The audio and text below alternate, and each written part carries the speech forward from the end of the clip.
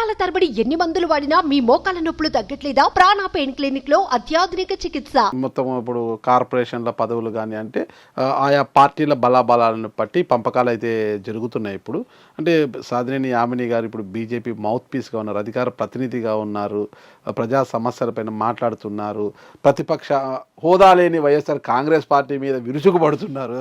మరి సాధినేని యామిని గారికి ఏమైనా బీజేపీ కార్పొరేషన్ వద్ద నామినేటెడ్ పోస్ట్ ఇచ్చే అవకాశం ఉంది ఇప్పుడు ఏపీలో?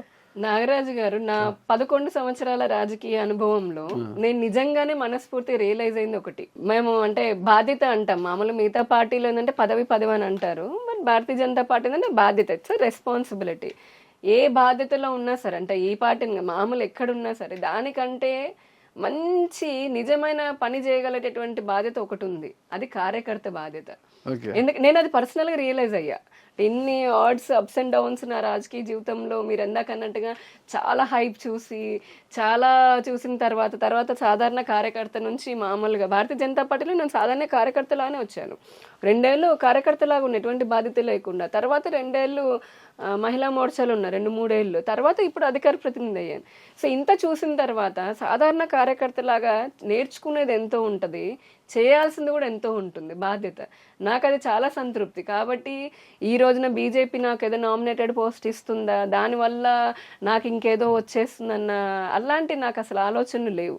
ఇందాక చెప్పినట్టుగా నా దృష్టిలో అత్యున్నతమైనటువంటి పదవి కానీ బాధ్యత కానీ ఉందంటే అది కార్యకర్త.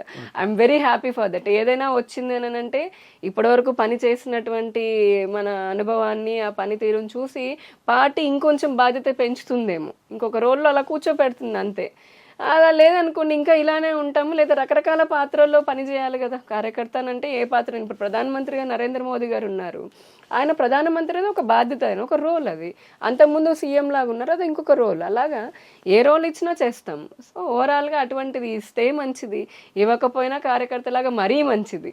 అసలు ఏ టెన్షన్స్ ఉండవు, మనం చేయాలనుకున్న పని మనం ప్రశాంతంగా చేసుకోవాలి. బీజేపీ మౌత్ పీస్గా కాకుండా ఒక మహిళగా, బాధ్యత గల మహిళగా చెప్పండి, శ్రీకాకుళం అంటే వైఎస్ఆర్ కాంగ్రెస్ పార్టీ ఎమ్మెల్సీ దువ్వాడ శ్రీనివాస్ గారి యొక్క విషయం చూశారు కదా ఇప్పుడు, దాని గురించి మీ కామెంట్ ఏంటి? అసలు నేను 3-4 రోజుల నుంచి చూస్తున్నాను, చాలా వీడియోలు వైరల్ అవడము, న్యూస్లో పదే రావడము, ఆయన గురించి, ఇంకొక ఆవిడ గురించి, వాళ్ళ భార్య గురించి, ఇలా రకరకాలుగా తిరుగుతున్నాయి. మొన్న అంతకుముందు విజయసాయి రెడ్డి గారి గురించి చూసాము, అంతకుముందు అవంతి శ్రీనివాస్ గారు, అంటే వైసీపీ గురించి ముందు చెప్తాను. అవంతి శ్రీనివాస్ గారు అని, ఇంకా ఆయన ఎవరు, అంబటి రాంబాబు గారు, గోరంట్ల మాధవ్ గారు అనుకోండి, ఇంకా చాలా మంది, ఇవి బయటకు వచ్చినవే. ఏదేమైనప్పటికీ అంటే చూస్తే వైసీపీ నాయకులను ఇప్పుడు ఓవరాల్ గా చూస్తే కుటుంబ విలువలు చాలా తక్కువగా తెలిసి, లేదా కుటుంబ విలువల్ని, కుటుంబ వ్యవస్థని, వివాహ వ్యవస్థల పట్ల పెద్దగా వాళ్ళకి ఆసక్తి, లేదంటే ఆచరించాలన్న ఆలోచన లేనటువంటి వ్యక్తుల్లాగా నాకు అనిపిస్తున్నారు.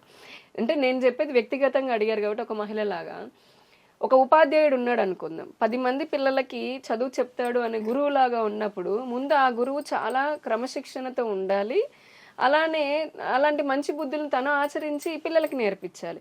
ఇంట్లో తల్లిదండ్రులు ఉంటాము, పిల్లలకి తల్లిదండ్రి ఏ విధంగా ఉంటారో చూసి పిల్లలు పెరుగుతారు కాబట్టి తల్లిదండ్రులు కూడా చాలా జాగ్రత్తగా ఉంటారు, అంటే సహజంగా మంచి ఇళ్ళల్లో మంచి పెంపకం ఉన్నటువంటి ఇంట్లో.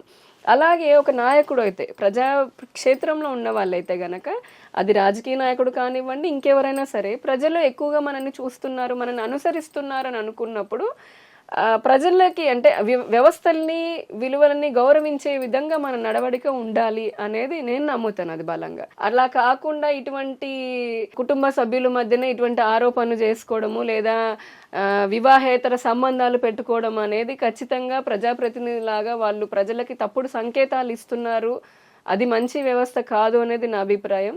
అది ఏ రాజకీయ పార్టీ అయినా, ఏ నాయకుడైనా, మహిళ అయినా, పురుషుడైనా, ఎవరైనా సరే, ఇన్ దట్ కేస్ మనకంటూ ఒక వివాహ వ్యవస్థ ఉంది, ఒక కుటుంబ వ్యవస్థ ఉంది, మన మీద ఆధారపడిన కుటుంబ సభ్యులు ఉంటారు, పిల్లలు ఉంటారు, వారి భవిష్యత్తు ఉంటుంది, సమాజంలో భాగం మనం. ఫారిన్ కంట్రీ, వెస్ట్రన్ కంట్రీస్ లాగా ఇందాక చెప్పినట్టు నేను నా ఇష్టం అనుకునేటటువంటి వ్యవస్థ కాదు భారతదేశ వ్యవస్థ. కాబట్టి అందుకే ఇప్పటికో ఇన్ని వేల సంవత్సరాల వలసవాదుల తర్వాత కూడా, ఇంత విధ్వంసం తర్వాత కూడా మనం నిలబడగలిగాం. ఈ రోజున మన కోవిడ్లో కూడా అందరికీ తెలిసింది భారతదేశం గొప్పతనం, మన ఆచార వ్యవహారాలు కానీ కుటుంబ వ్యవస్థలు కానీ.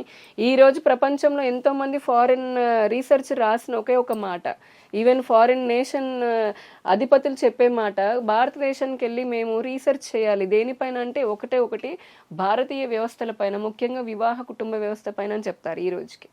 అటువంటి వ్యవస్థల్ని భ్రష్టు పట్టించకుండా, పాడు చేయకుండా, సమాజంలో ప్రజాప్రతినిధుల స్థానంలో ఉన్నారు కాబట్టి కాస్త సమాజం మనల్ని గమనిస్తుంది. అయినా కూడా సమాజం గమనించకపోయినా మనకంటూ ఒక అంతరాత్మ అనేది ఉండాలి కాబట్టి దాన్ని ఆలోచన చేసుకొని ఉంటే అందరూ నడుచుకుంటే బాగుంటుంది అనేది నా అభిప్రాయం. సుమన్ టీవీలో మీ పర్సనల్ అండ్ బిజినెస్ ప్రమోషన్స్ కోసం కింది నెంబర్కి కాంటాక్ట్ చేయండి.